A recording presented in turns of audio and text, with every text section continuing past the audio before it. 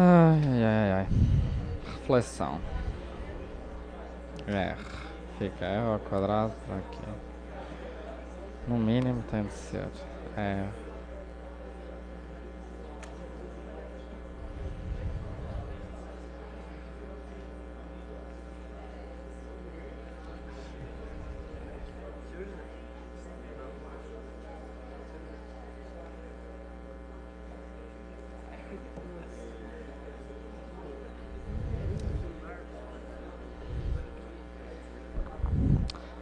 Ok.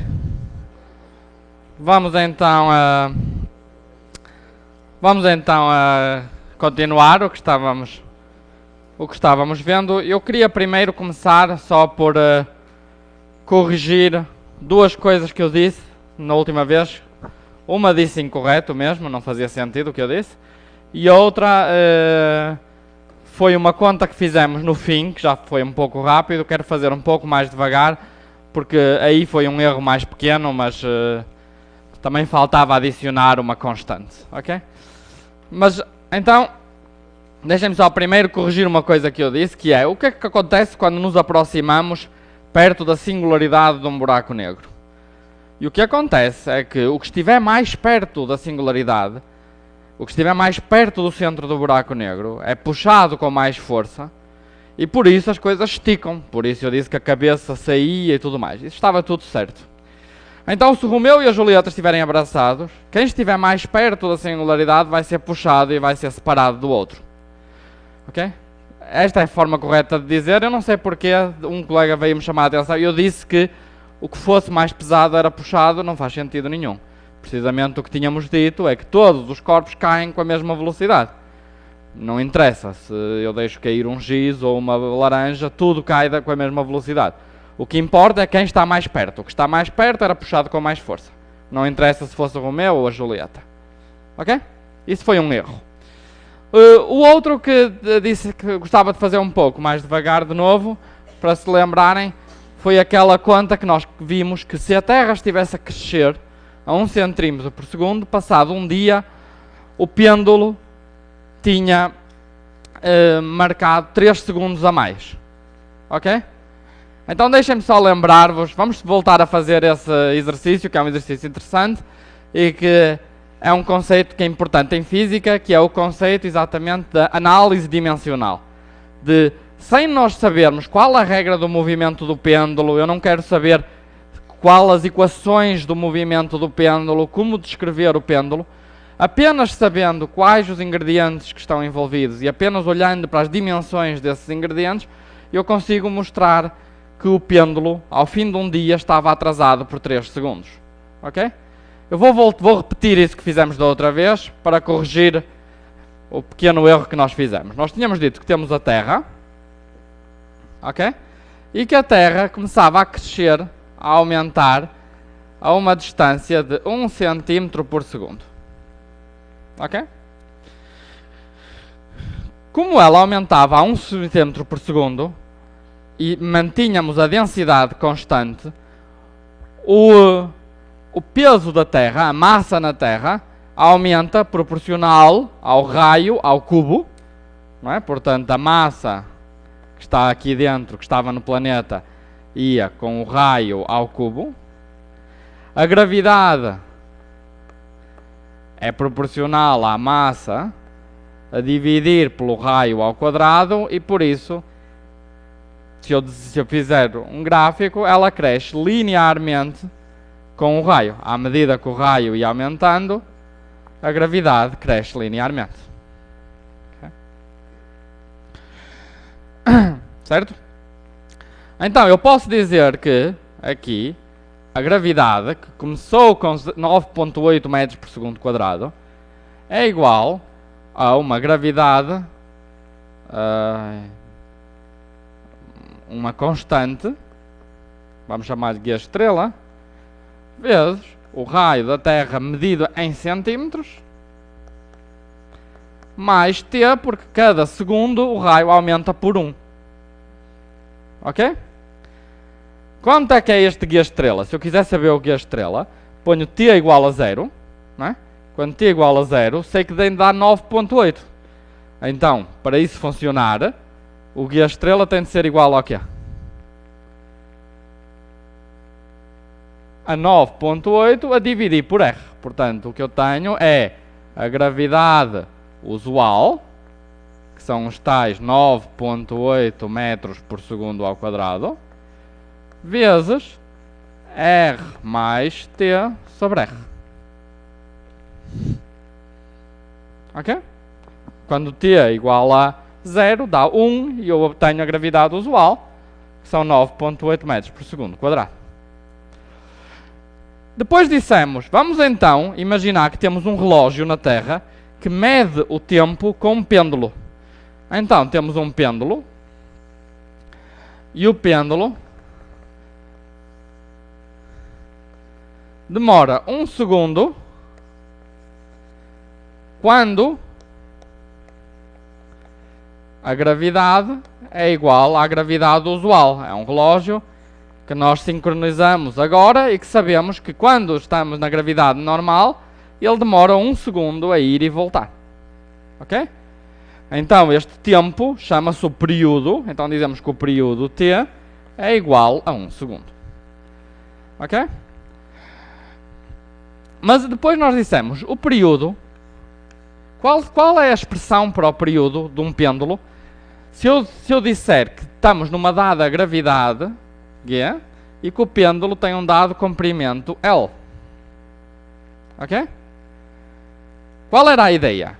A ideia é que L está em centímetros, portanto L é igual a um número em centímetros, e a gravidade é igual a outro número, metros por segundo quadrado, mas metros não importa, pode ser também centímetros por segundo quadrado, uma distância em centímetros quadrados. E para eu construir alguma coisa que é em segundos, porque eu quero medir o tempo, o que é que eu posso fazer?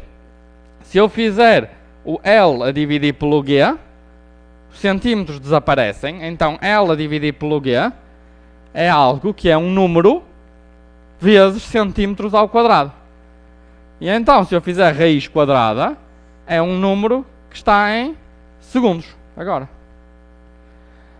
Mas eu não sei se o tempo é igual a isto, o tempo pode ser igual a um número vezes isto. Mas não há mais nada que eu possa escrever, porque o resto teria outras unidades, certo? Nada mais faz sentido, isto é a única coisa que pode ser, não pode ser mais nada. Então é interessante que eu não consigo saber o período de um pêndulo, mas eu posso dizer que se vocês tiverem um pêndulo e multiplicarem o comprimento do pêndulo por 4, o pêndulo demora 2 vezes mais a ir e voltar. Certo? Porque se multiplicar L por 4, dentro da raiz quadrada, o tempo passa a ser 2 vezes maior. Então, sem saber nenhuma regra sobre os detalhes de como estudar o movimento de um pêndulo, consigo imediatamente dizer o que acontece quando a gravidade duplica, quando o comprimento duplica. Consigo dizer que se duplicar a gravidade e duplicar o comprimento do pêndulo, nada muda. Porque multiplica por 2 em baixo e em cima.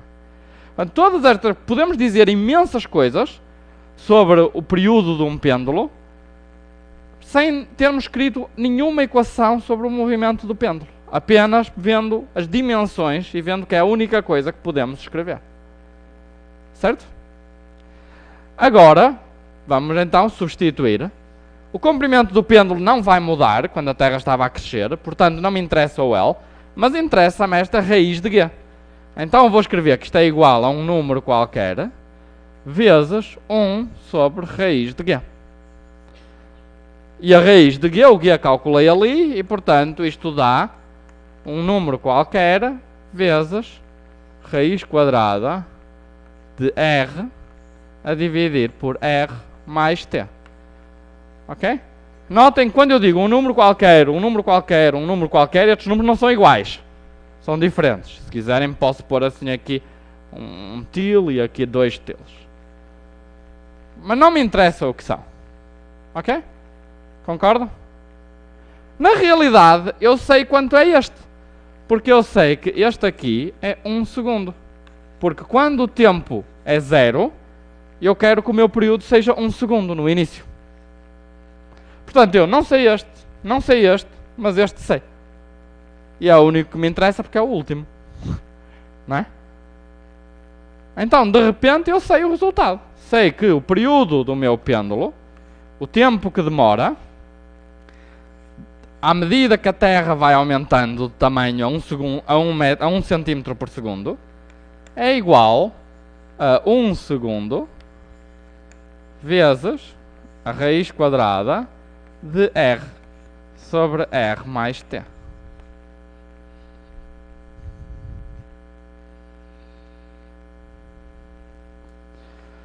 Ok?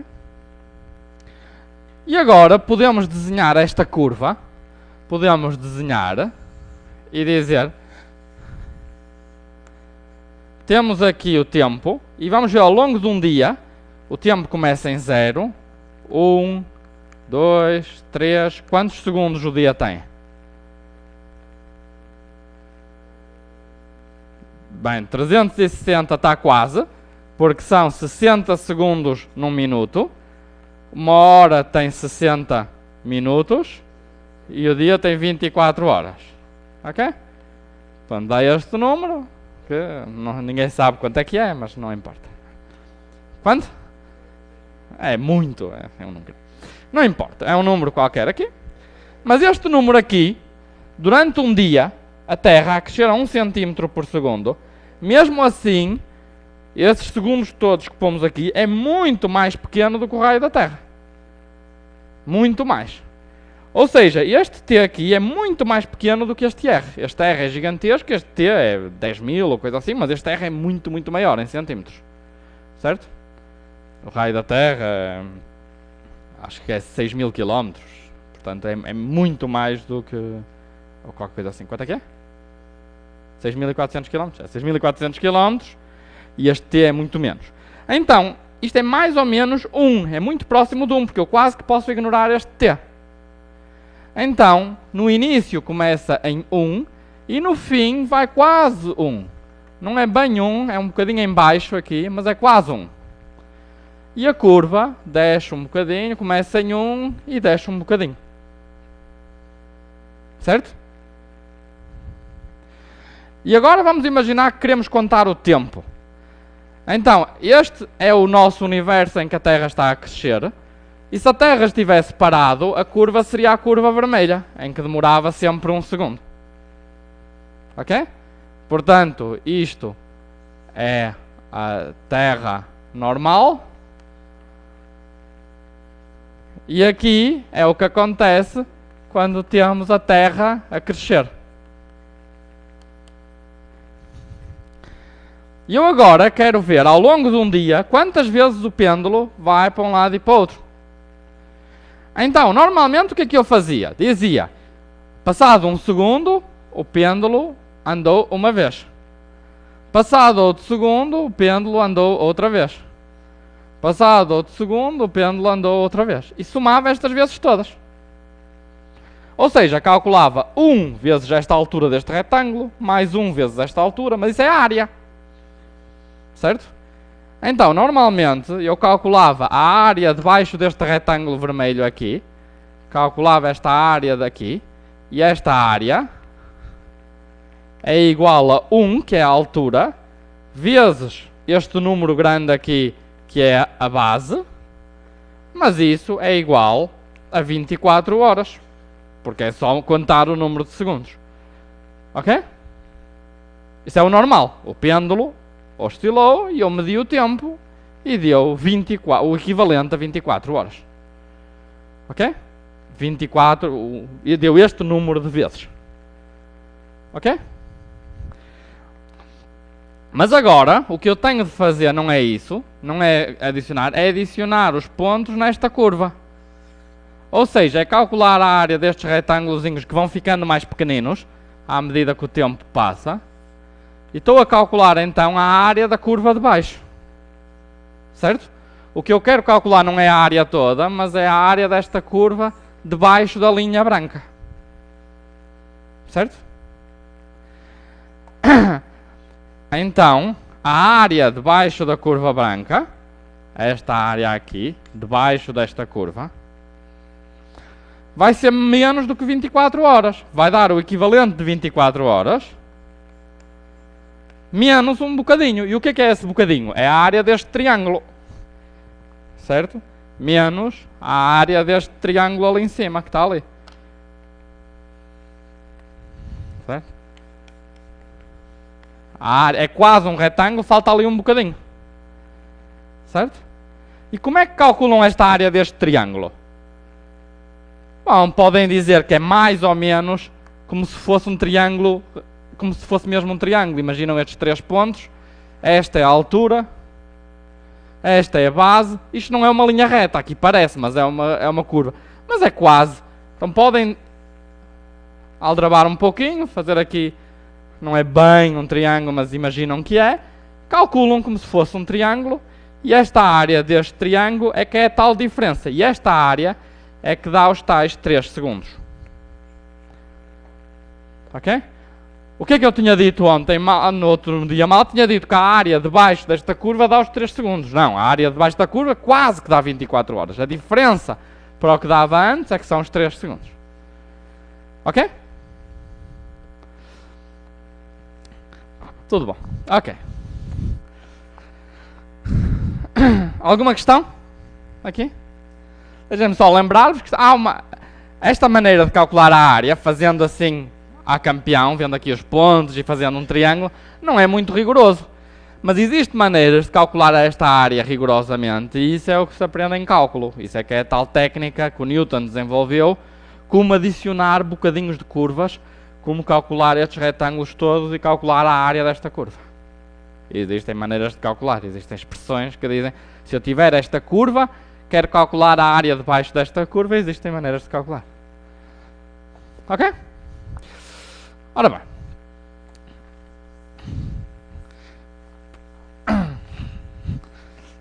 Vamos então agora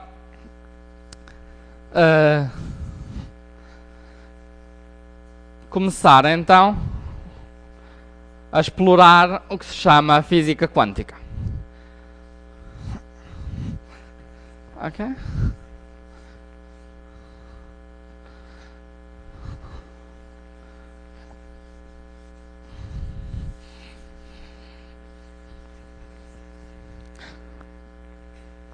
Ok? Ora, a física quântica, nós já vimos nestas aulas, já vimos várias coisas que são conceptualmente bastante radicais. Vimos que quando estou num carro e disparo luz, vejo e estou fora, alguém está em cima de um carro a deslocar-se a 200 milhões de metros por segundo e dispara um raio de luz, quem está fora do carro vê o raio de luz à mesma velocidade. Foi algo conceptualmente diferente da nossa intuição. É algo contra-intuitivo. Vimos que o tempo depende do observador e o espaço depende do observador. E simultaneidade, o que é que acontece ao mesmo tempo, também é um conceito que depende do observador. Para alguns acham que 2 acontecimentos aconteceram ao mesmo tempo, outra pessoa diria que um aconteceu antes do outro. Vimos também que o espaço-tempo é curvo, que existem buracos negros e que a causalidade e o que pode influenciar cada evento depende muito do espaço ser curvo ou não ser curvo. Se o espaço estiver a expandir, eventualmente nunca nos conseguimos encontrar. Então já encontramos bastantes elementos que são bastante contraintuitivos, bastante contrários à nossa intuição comum. Certo? Comparado com a física quântica, comparado com tudo isso, torna tudo isso corriqueiro, torna tudo isso trivial e simples e conservador. A física quântica é muito mais louca do que tudo isso. É muito mais. Portanto, comparado com A física quântica, tudo o que vimos do espaço ser contraído, o tempo ser dilatado, tudo isso parece totalmente simples comparado com a física quântica. A física quântica é muito mais contraintuitivo do que tudo o resto. É de facto uma teoria que os físicos aceitaram porque explica como funciona a natureza, como eu vou explicar, e não há outra forma de explicar, não há outra forma de entender como funcionam os átomos, porque é que nós existimos, porque é que os átomos simplesmente porque é que o elétron que vai à volta do próton simplesmente não acaba por ir para dentro para colidir com o próton e desaparecer. Então não há outra, parece não haver outra alternativa à mecânica quântica, mas de facto foi uma teoria que mesmo quem inventou a mecânica quântica durante muitos anos, havia disputas entre as pessoas que estavam a tentar criar a mecânica quântica, tentar ver se descobriam falhas na teoria, o que é que estaria errado, porque a teoria é de facto muito, muito contraintuitiva e muito fora da nossa percepção normal. Ok? Portanto, têm de se preparar para regras que são totalmente diferentes das regras que estamos habituados. Grande parte da discussão do que eu vou falar é baseado num livro do Feynman, muito bonito, que se chama QED. QED é Quantum Electrodynamics, é um livro muito bonito do Richard Feynman, que era um físico norte-americano, que tem livros lindíssimos de divulgação científica e também livros de física. Ok? Ora bem, eu gostava de começar primeiro só por explicar que a luz são partículas. É algo que nós já usamos mais ou menos essa intuição, que a luz se desloca à velocidade da luz. Mas não enfatizamos que o que é que se desloca à velocidade da luz é uma partícula chamada o fóton. O fóton é uma partícula de luz e o fóton anda à velocidade da luz de um ponto para o outro e é uma partícula. Ok? Portanto, gostava só de explicar um pouco como é que nós sabemos que isso é assim. Portanto, a luz é igual, basicamente, a vários fótons. E um fóton é uma partícula.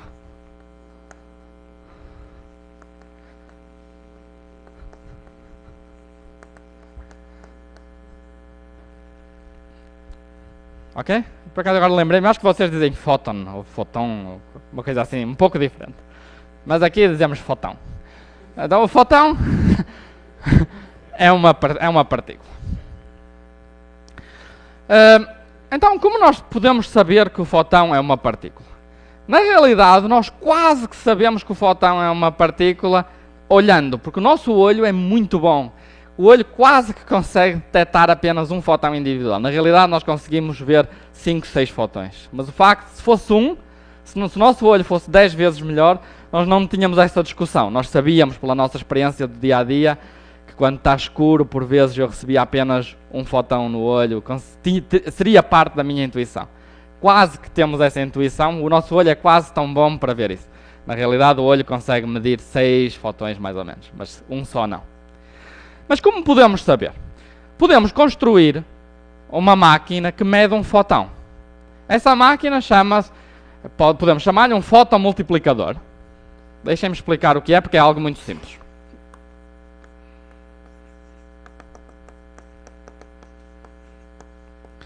E a ideia do fotomultiplicador é a seguinte. Vamos imaginar que temos aqui uma placa de metal. Ok? E como é metal, tem aqui eletrões. Um é menos, é o que nós usamos para dizer que tem eletrões. Menos indica que é uma carga negativa. E o é eletrão.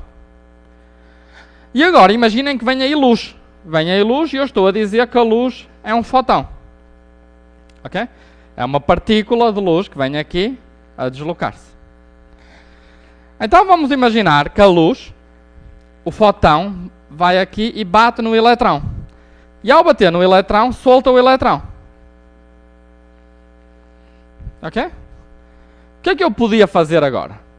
Eu podia imaginar, punha aqui outra placa de metal. Ok? Tinha aqui uma plaquinha de metal. E punha aqui outra placa de metal com carga positiva, que é a mesma coisa que pôr um potencial. Punha aqui uma placa com carga positiva. Ok? E as cargas positivas e negativas atraem-se, certo? Então o eletrão soltou aqui e vem com toda a força em direção a esta placa. Vem com toda a força em direção a esta placa, bate aqui nos eletrões que estão aqui e solta alguns eletrões. Ok? E agora o que é que eu faço? Ponho aqui outra placa com carga ainda mais positiva. E agora estes eletrões vão para aqui, os eletrões que se soltaram, e batem nos eletrões que estão nesta placa de metal. E soltam mais eletrões.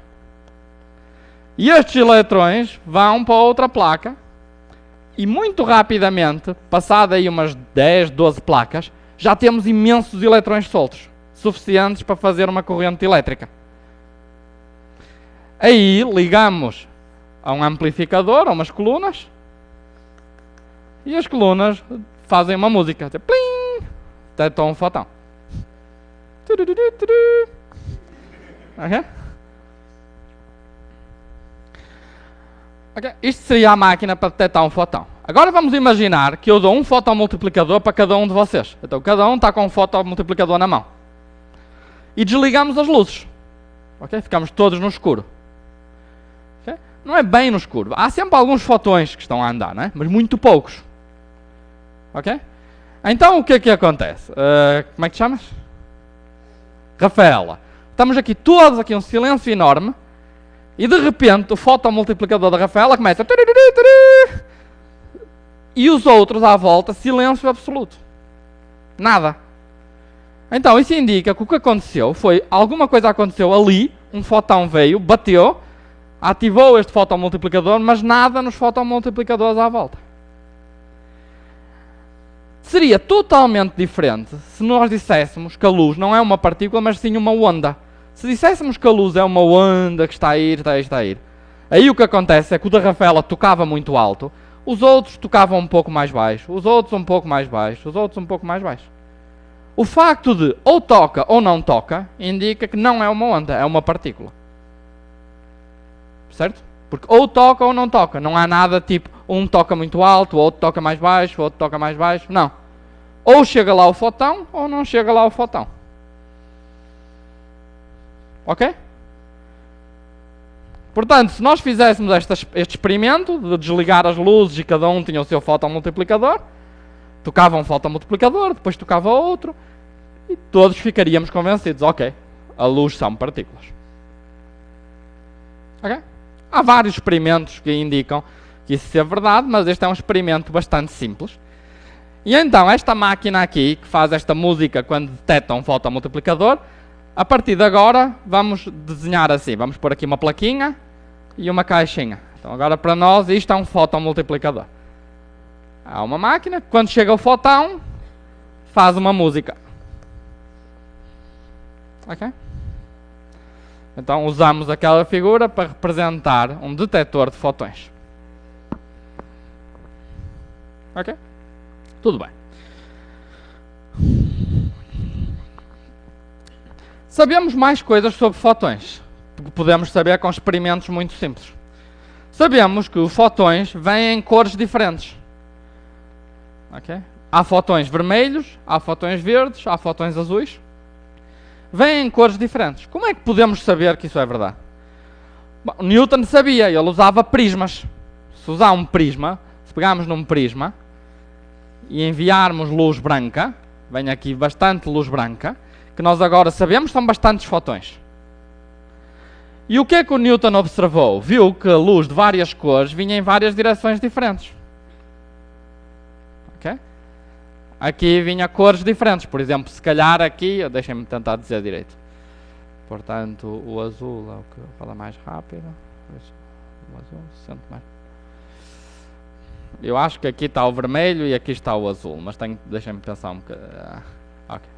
Eu vou pensar na pausa, se não tiver. Ou é assim ou é ao contrário, mas acho que é assim. Como? Alguém se lembra? É ao contrário? Deixem-me pensar, não acredito. Portanto, o azul roda mais rápido. Como o azul roda mais rápido,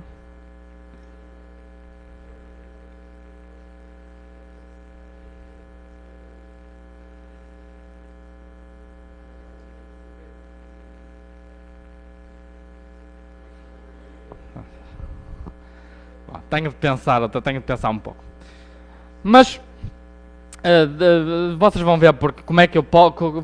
Vocês vão poder corrigir esta imagem daqui a uns 20 minutos. Vamos poder todos corrigir esta imagem se estiver errada, mas eu acho que está certo.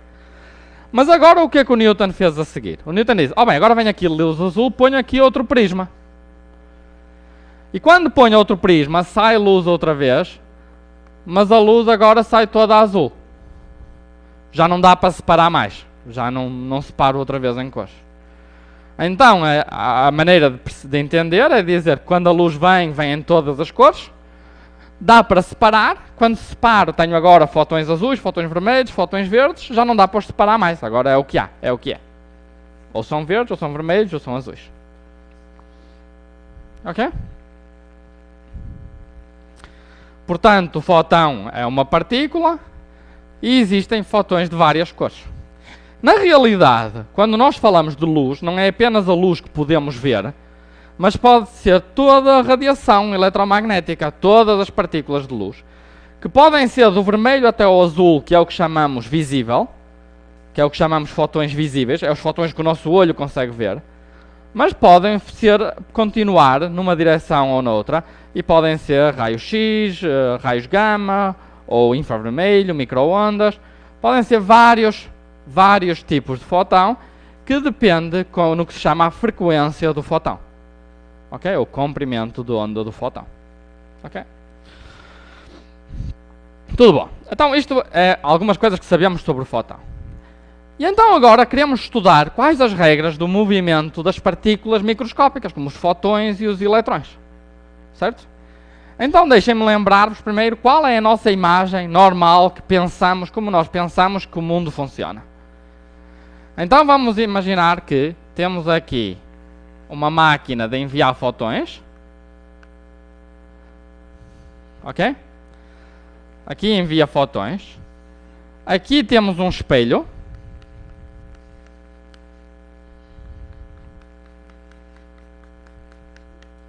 Aqui temos uma parede.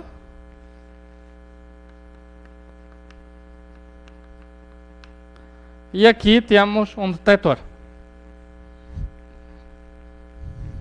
Ok?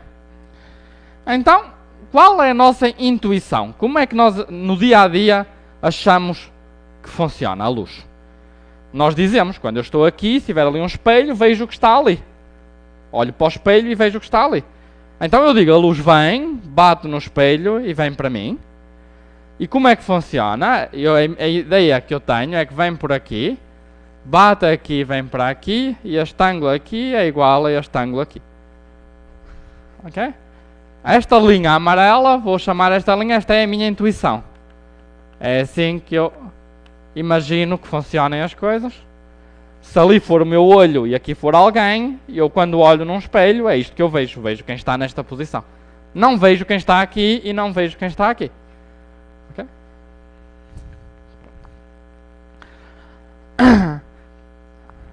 Eu agora vou-vos dizer, na realidade, como funciona a natureza, como funciona o mundo, que não tem nada a ver com esta intuição.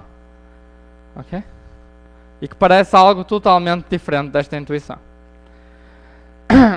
Então, a primeira coisa que temos de pensar é assim.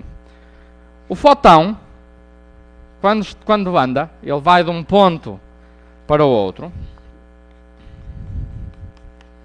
Ok? E o fotão, está aqui a parede, estou a desenhar de novo aquela imagem. E agora vou dizer o que acontece na realidade, se quiserem. E é o seguinte, o fotão não tem de ir aqui direitinho, pode fazer assim, por exemplo. Totalmente diferente, não vai bater ali no meio. Tenho aqui, este ângulo aqui é diferente deste ângulo aqui. Ele também pode ir por este caminho, não tem de ir por aquele caminho que o ângulo é igual. E qual é a regra para estudar o comportamento do fotão? Fazemos algo que parece um pouco louco à partida, que é o seguinte. Imaginamos que o fotão tem um relógio. Okay? E o fotão começa com o relógio a apontar para cima no início. Ok? Então o fotão tem um cronómetro que está a apontar para cima. E agora ele vem se deslocando. E quando ele se vem deslocando, o relógio começa a rodar. Ok? E começa a rodar muito rápido. Tipo 36 mil rotações por segundo ou coisa assim. Se for luz vermelha. Então, quando o fotão vai andando, este relógio, este ponteiro, roda quando o fotão anda. Eu vou dizer depois o que é que vamos fazer com estes ponteiros. Mas a ideia é que o fotão tem um ponteiro e o ponteiro vai rodando quando ele anda. Ok?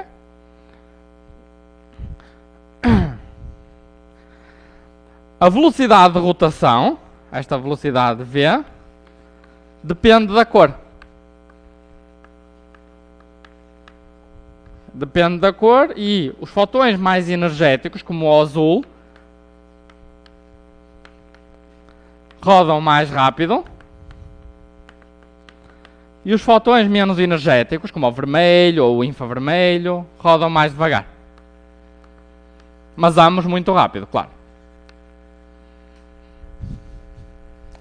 Ok, esta é a primeira regra, é que o fotão segue um caminho qualquer, por exemplo este, e o que temos de fazer é começar com o relógio, rodar, rodar, rodar, rodar, rodar, e quando ele chega aqui ao fim, vemos o que é que dá, e depois de rodou muitas vezes, está aqui no fim. Esta é a posição final. Ok? Este é o passo número 1. É começar com o relógio, deixar o fotão seguir uma trajetória, deixar rodar o relógio e ver onde é que deu. Ok? Este é o passo número 1. Ok? Passo número 1 é ver do relógio inicial, passa para o relógio final, seguindo uma dada trajetória. Ok? Mas isto foi uma linha. Agora o que é que faço no passo seguinte? No passo seguinte, imagino outra trajetória. Por exemplo, esta trajetória aqui. Ok? Começo com o mesmo ponteiro, igual, mas agora acaba noutro lugar.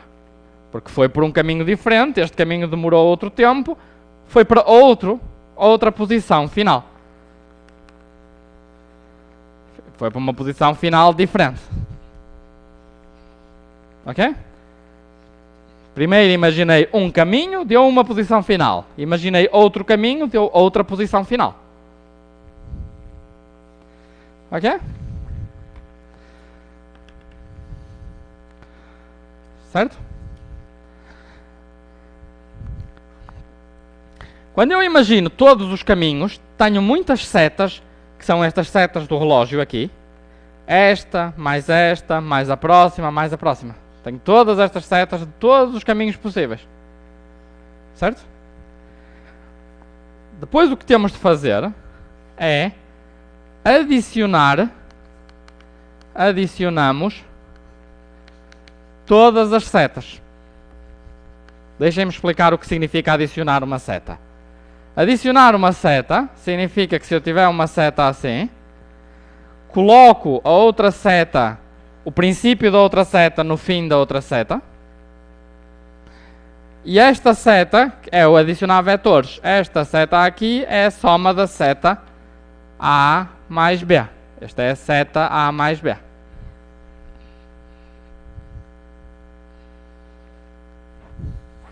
Ok? Adicionamos todas as setas e obtemos então uma seta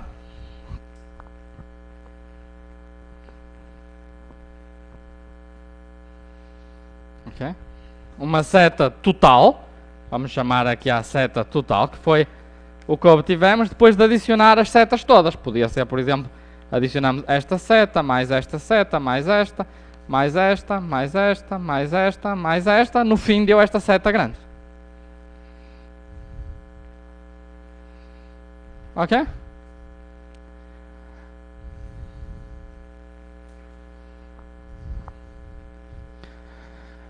Então, agora temos uma seta total, para este detector aqui. Este detector tem uma seta aqui.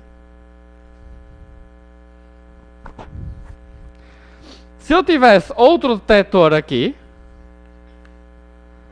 voltava a fazer o mesmo exercício, desenhava outra vez, fazia tudo igual, e para outro detector aqui teria outra seta diferente, seria outra seta total.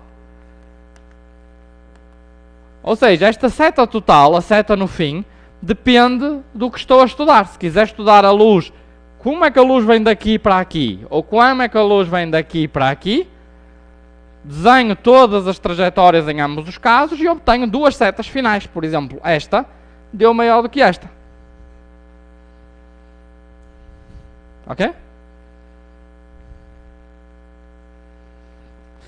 E agora, aqui está a resposta final de como é que funciona a luz. É que o que nós calculamos em física é a probabilidade da luz ir do detector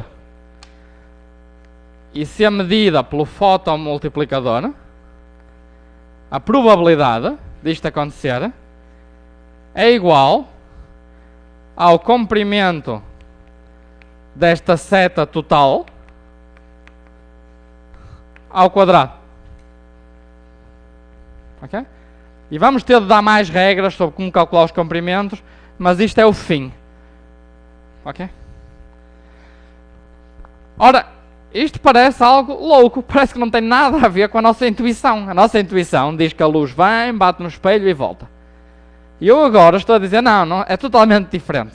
Há relógios que estão a rodar e começamos a adicionar setinhas e depois temos uma seta grande e o tamanho da seta grande é a probabilidade. Como é possível? Parece totalmente diferente. Certo? Parece um mundo de fantasia, em que tudo funciona assim com regras doidas, de adicionar setas e calcular tamanhos de setas. Não parece fazer sentido nenhum. Certo? Concordam comigo? Pronto, primeiro, a primeira coisa que temos de mostrar aqui é porque é que estas regras totalmente loucas, na realidade, vão dar algo que é parecido com a nossa intuição. Temos de fazer isso. Da mesma forma que com a relatividade, nós dizíamos que a relatividade, quando as velocidades são muito mais pequenas que a da luz, tenho de obter a minha intuição. Os tempos têm de ser iguais, as velocidades têm de se adicionar, não posso ter regras diferentes, senão a teoria não faz sentido. Portanto, esta teoria parece totalmente louca, mas eu sei o que acontece quando eu olho num espelho, não vejo setas nenhumas, nem as coisas funcionam normalmente. Então tenho de reproduzir essa minha intuição. Mas antes é importante que todo mundo tenha percebido as regras do jogo. As regras do jogo é, para estudar qual a probabilidade da luz ir de um ponto para o outro, temos de fazer várias coisas. Primeiro é pensar que há várias maneiras dela lá chegar. Pode ir por vários caminhos. Eu desenho os vários caminhos que ela pode ir. Para cada caminho, começo com um relógio, com uma seta, deixo a seta rodar e vejo onde é que a seta está a apontar no fim. Para cada caminho. Depois ponho as setas todas, uma a seguir à outra, e desenho uma seta grande. E o tamanho dessa seta é a probabilidade disso então acontecer. Ok? Ok. Então agora vamos ver porque é que estas regras, que parecem um pouco loucas, porque é que elas reproduzem, porque é que elas nos devolvem a nossa intuição normal.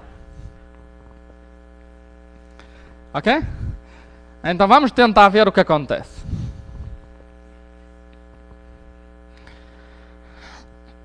Vamos olhar de novo para o espelho. Está aqui a parede. Está aqui o nosso emissor. E está aqui o nosso receptor. Ok? Então, vamos ver a primeira parte da nossa intuição é a seguinte. Que é, se eu tiver um espelho enorme aqui, não é? E eu tenho aqui, temos aqui um espelho que é o quadro, e eu estou a olhar para o espelho e estou a ver um de vocês, eu sei que só interessa aquela parte do espelho onde eu estou a ver. Se eu eliminar esta parte do espelho aqui, não influencia nada. Certo? Só importa a parte onde eu estou a ver. Só essa parte é que está a ir. Ou seja, a minha intuição diz que a primeira coisa que eu devia ver é que esta parte aqui não deve ser importante. Esta parte deve ser pouco importante. Se as novas regras das setas dizem que esta parte é importante, eu já não sei o que estou a fazer, porque eu sei que na prática a luz vem por aqui, bate no espelho nesta região e vem aqui para o meu olho. Esta parte do espelho não está a fazer nada. Certo? Então vamos ver o que acontece. Vamos ver que temos aqui vários caminhos e vamos representar aqui. Aqui vamos representar, vamos imaginar que este é o 0. Este aqui é L, vamos pôr aqui 0. Aqui L. E vamos pôr aqui, vamos pôr quanto tempo a luz demora, dependendo do ponto em que bate aqui em baixo. Se bater aqui no meio, demora um tempo, se vier aqui, demora outro tempo e tudo mais. Ok? Portanto, quando a luz vem por este caminho aqui, demora... Qual é o caminho que demora menos? Alguém quer dizer? É quando bate aqui no meio. Este é o caminho mais rápido. O caminho mais rápido é aqui em L sobre 2. É quando demora menos tempo. Se não, demora um pouco mais tempo aqui. E demora um pouco mais tempo aqui. Isto é quanto tempo a luz demora. Claro que está exagerado, porque esta altura é muito pequena. Mas este é quanto tempo a luz demora. Ok? E agora, vamos imaginar que representamos aqui, em várias posições. Vamos imaginar que pomos aqui 4, 5, 6, 7, 8 e 8 deste lado.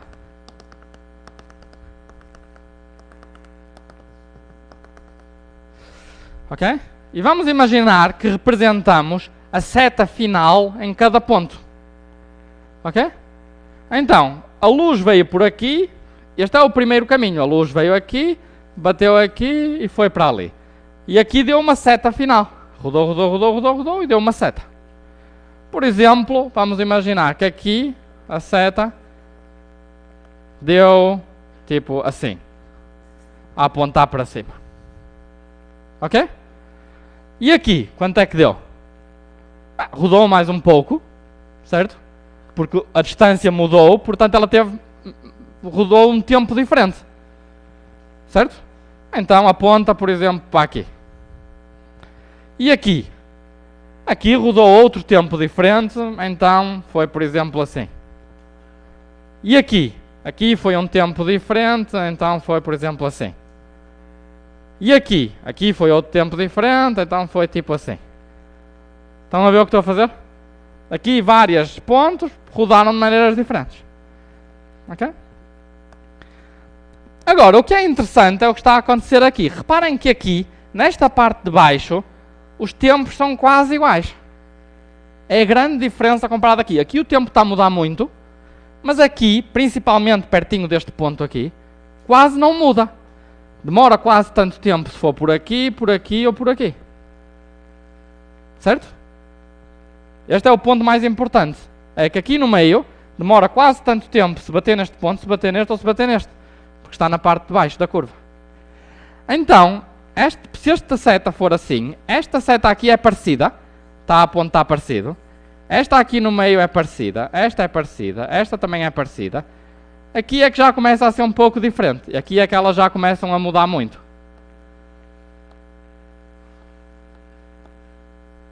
Mas há aqui uma parte no meio em que, como os tempos são muito parecidos, elas vão apontando na mesma direção. Ok? Agora vamos aqui e vamos pôr estas setas umas a seguir às outras. Vamos somar estas setinhas todas. Então eu vou desenhar aqui. Agora vou desenhar a primeira seta. Desenho assim. Vou desenhar um pouco maior do que o que está aqui. Aqui, primeira seta. A seguir desenho a segunda. Vem para aqui. A seguir esta aqui. Vem para aqui. A seguir esta. Vem para aqui. A seguir... é um bocadinho para cima, é aqui. A seguir esta aqui. Vem para aqui. A seguir esta aqui. Vem para aqui. Ok? Neste ponto estou aqui. Certo? Comecei, tac. Agora estou aqui neste ponto. Certo? Agora vou fazer este bocadinho aqui. Como é que é este bocadinho? É esta, mais esta, mais esta, mais esta, mais esta. Agora estou aqui. Certo? E agora vou fazer aqui o fim, em que esta vem para baixo, esta vem para ali, esta vem para ali para trás, esta vem para aqui, e esta, nem sei o que é que desenhei aqui, vamos desenhar sempre para cima, assim para baixo, não sei, não importa, para aqui. Então agora vamos ver o ponto inicial, é este aqui, o ponto final é este aqui, então a seta final é esta aqui. Ok? Então o que nós vemos aqui claramente é que esta regra das setas, esta parte no início e no fim, mais valia estar quieto, não faz nada. Porque estamos a mudar sempre de ideias, temos uma seta para ali, uma para ali, uma para ali, uma para ali, uma para ali, acaba por não dar nada. É que, anda lá, decide-te lá, para onde é que queres ir? Não é? No início estamos a ir para aqui, depois para trás, depois para o lado, depois para a frente, depois para cima, depois para baixo, acabamos por não sair do sítio. Só nesta parte aqui, só aqui, é que estamos na realidade a avançar como deve ser, sempre na mesma direção. Ou seja, a seta está a aumentar de tamanho só nesta parte aqui, só nesta parte é que importa. Certo? Isso então é intuição. Então, de facto, é verdade. Esta parte é pouco importante. Se eu ficar apenas com esta parte, o resultado é parecido. É quase igual, quase não noto a diferença. Ok? Certo? Então reparem que esta regra das setas, que parecia totalmente diferente, acabou por reproduzir o que nós esperávamos. A parte que importa é a parte que vai aqui, que bate no meio, que faz ângulos iguais de um lado e do outro. Toda esta parte do espelho não é importante, só é importante a parte do meio, e a luz vem do receptor, bate aqui e vai para aqui. Ok? Portanto, esta intuição muito simples também funciona com estas regras totalmente loucas. Ok? Certo?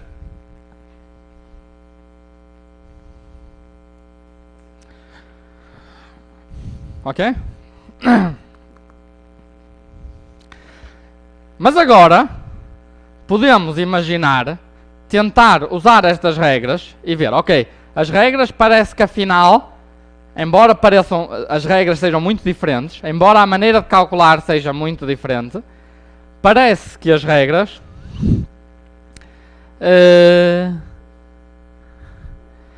parece que no fim de contas reproduz a nossa intuição normal. É a parte do meio do espelho que importa, é aquela trajetória que importa e tudo mais. Certo? Mas vamos então agora usar as mesmas regras e tentar prever, fazer uma previsão física. Ok? Porque agora funcionou. Vamos tentar ver o que podemos imaginar que funcionaria. Então vamos imaginar de novo este espelho. Ok? Vamos imaginar de novo o espelho com mais cuidado, este espelho.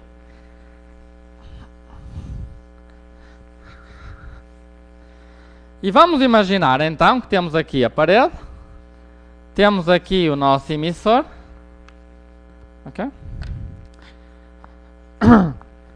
Temos aqui o nosso espelho, mas nós agora vamos manter o espelho apenas aqui. E temos aqui o nosso detector. Em vez de apagar, em vez de ficar com a parte do meio, vou ficar com uma parte ali ao lado. Ok? Agora o que é que acontece? A luz vem por aqui, todas as possibilidades vêm por aqui, ou vem por aqui, ou vem por aqui, e temos de desenhar todas as setas e somar todas as possibilidades. Certo? Ok? Mas o que é que vimos? Vimos que nesta parte, como estamos nesta parte aqui da curva, como estamos aqui, os comprimentos estão a mudar muito, e então as linhas estão a cancelar completamente. Certo? Uma seta dá para aqui, mas ao lado dá para ali, ao lado dá para ali, e elas no fim, quando eu somo tudo, não dá nada. E então isto funciona. Se eu puser aqui um espelho, não consigo ver quem está aqui, se tiver aqui uma parede. Ok? Não estou a dizer nada de normal. Não é? Se eu puser aqui um espelho, não consigo ver quem está ali fora. Ou quem está ali atrás do quadro, não é? Porque a luz vem por aqui, vem para aqui, não vem dali. Eu não consigo ver, tudo bem. Então funciona bem. Também reproduz o que nós esperamos. Ok? Mas vamos desenhar com mais cuidado o que está a acontecer aqui. O que está a acontecer, vamos dividir em bocados muito pequeninos, em bocados ainda mais pequeninos do que aqui, e vamos desenhar as setas, as tais setas que cancelam, vamos ampliar aqui e desenhar as várias setas que estão aqui a acontecer. E então as setas podia ser assim, o primeiro caminho podia dar uma seta assim, este primeiro caminho. O caminho mesmo ao lado dá uma seta parecida, o caminho mesmo ao lado dá uma seta parecida. E as setas estão rodando, cada vez que eu vou mais para o lado, muda um bocadinho. Certo? Este bocadinho todo que está aqui, era aqui um bocadinho pequenino aqui. Ok? E agora continuo. A seguir continuo a rodar.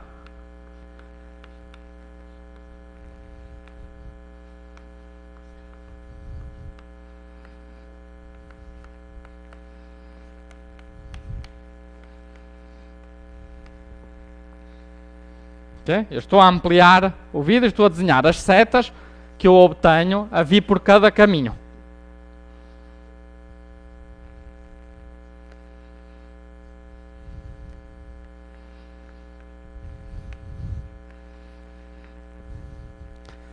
Estou quase a acabar.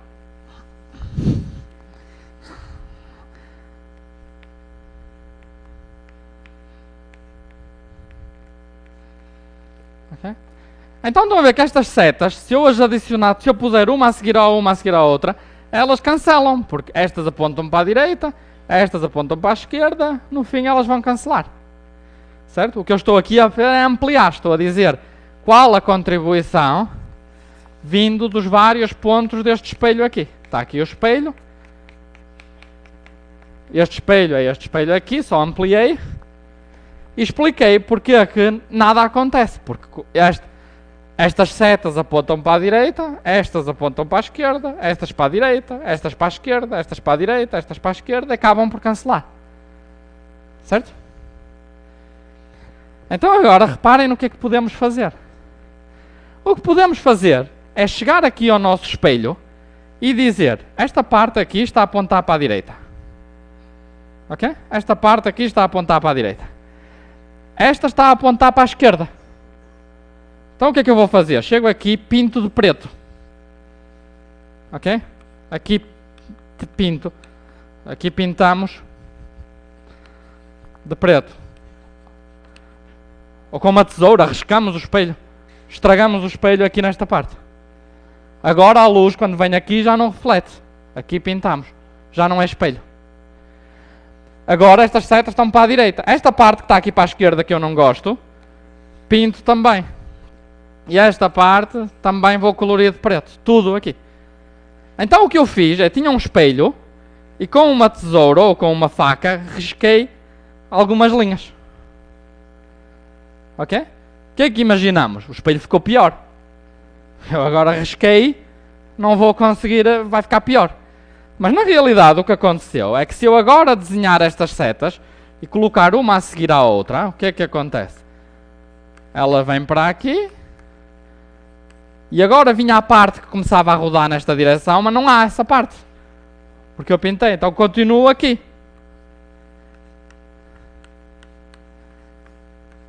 Que é nesta parte aqui. E agora vinha esta parte que cancelava, mas eu apaguei essa parte. Então começo aqui outra vez.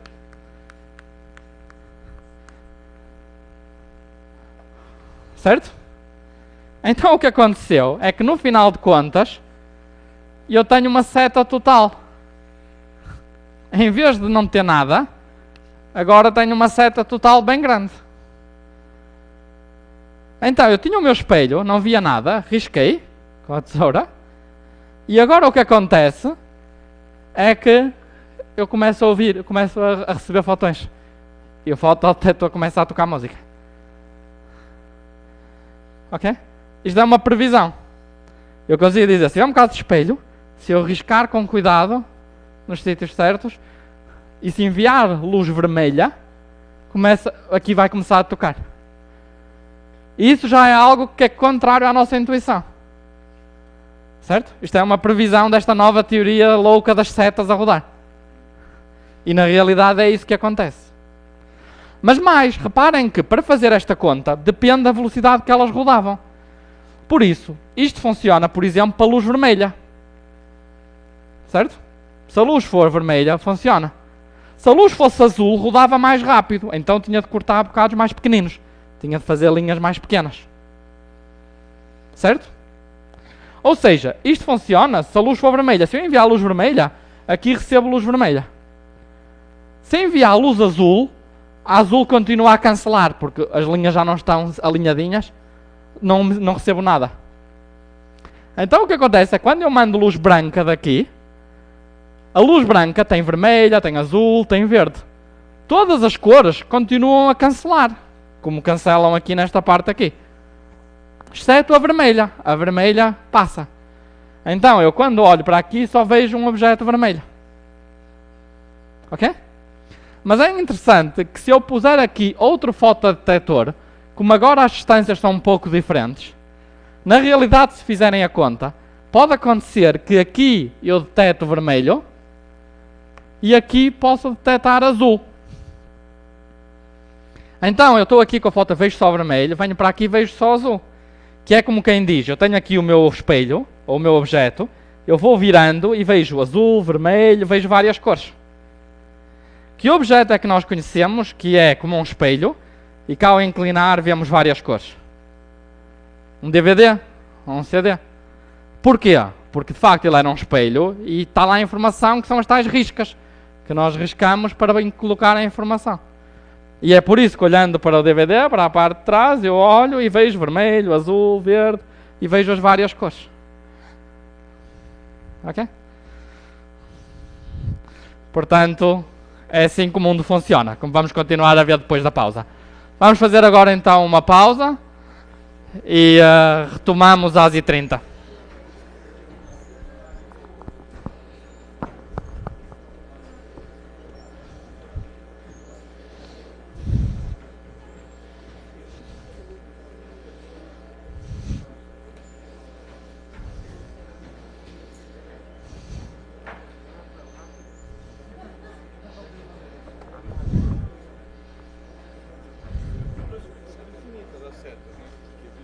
São. São. E aí eu escolho só os caminhos que eu quero? Não, tem de fazer todos. Mas como? Como é que calculava? Bom, tenta fazer o mais que conseguir. O negócio que eu falei que é invertido, que a frequência do azul é maior. Aí ele demora mais tempo. A frequência do...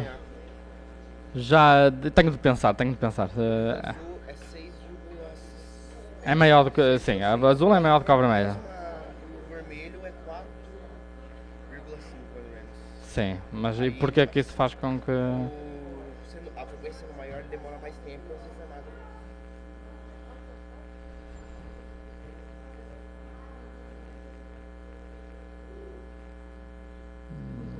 Ok, tenho de pensar. É provável que seja correto, mas tenho... Pesquisei pra mim. Eu fiquei com uma dúvida. Diga. Se eu não pintar o espelho de preto e eu traçar todas as setas, elas formam uma rua. É por isso que... Se não pintarmos, se não fizermos isto, o que acontece é que estas estão assim, mas as próximas estão assim.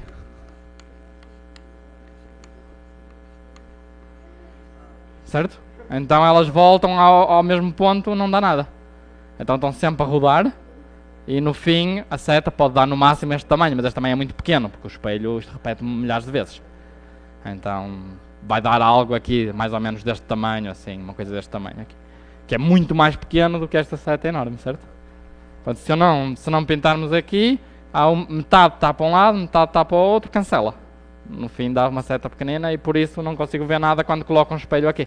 Se estiver aqui alguém.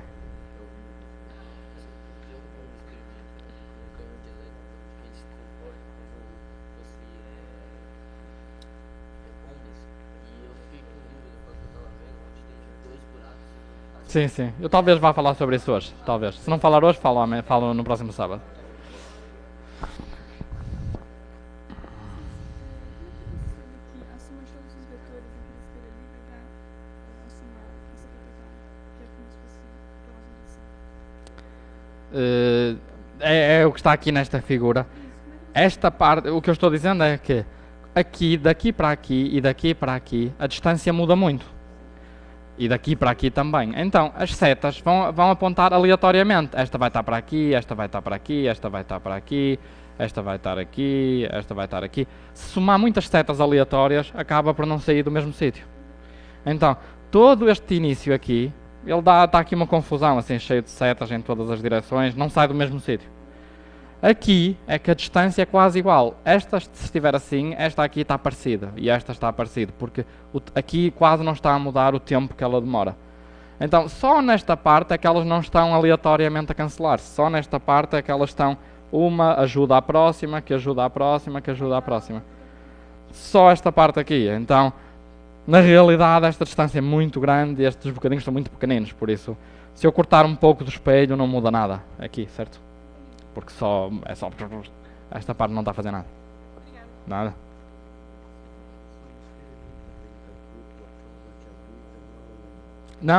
Não prova não. A questão é, a luz é uma partícula, mas não é uma partícula como uma bola de ténis, é uma partícula com estas regras que eu estou a ensinar.